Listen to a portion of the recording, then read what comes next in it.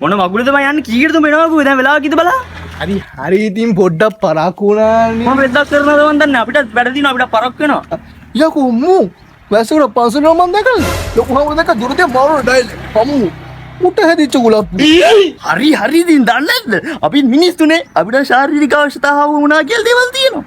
දැන් අනික ලබන සතිය වෙසක් කලාපනේ. අපි බෞද්ධයෝනේ බං. ගමේ මිනිස්සුනේ. යමන් කියන්නේ මං කියන්නේ හාමුදුරන්ට පොඩ්ඩක් උදව් කරලා.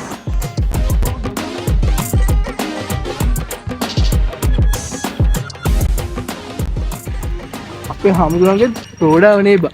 ඇයි ඒ? බලංග පාර දෙකේ පිළිම හදන. හා එහෙම කියන්නේ මේ බුද්ධ ප්‍රතිමාදී කලා නිර්මාණ තියෙන්නේ බුද්ධ ශාසනයේ චිරස්ථිතිය. ඒ කියන්නේ බුද්ධ ශාසනය තව ඉස්සරහට පවත්වාගෙන යන්න. ඒත් අපි බඳුන් පිඳුන් කරන්න ඕනේ මේවට නෙමෙයි. අපි බඳුන් පිඳුන් කරන්න ඕනේ බුදුරජාණන් වහන්සේ විසින් දේශිත ශ්‍රී සද්ධර්මයට. අන්න ඔතනයි මිනිසුන්ට වර්ධින්නේ. මේවා තව හැදෙන්න ඕනේ බං. ඒත් පම් බුදුරජාණන් වහන්සේ අතර සියලු දේ අද සගුණසින් රැස් කරනවානේ බා. අරන් එතන පොඩි ගතිකුත්තක් තියෙනවා.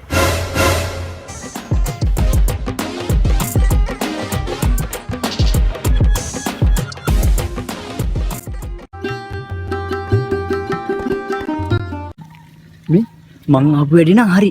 උඹේ නම් මේ හාමුදුරන්ට විසක් කාලා අපිට උදව් කරලා අරන්කෝ ඈ. මං යන්න. උදව් කරලා අරන් ඈ?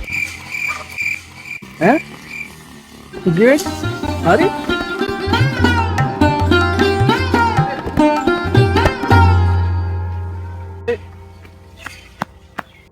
මොකද්ද ඔබ කළේ?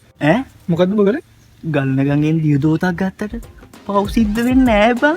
අනිත් එක කැලණි පාලම යටින් පොල්ලෙල්ලක් ගියාට ඕක දැනෙන්නේ නෑ. මේ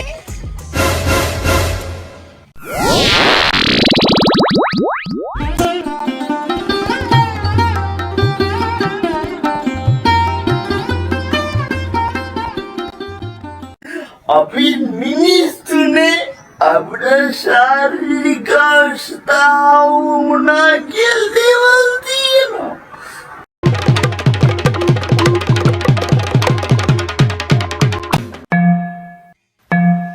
පොඩි නම ලොකු හාමුදුරන්ගේ මිරි වැඩි සංගල් දැක්කද?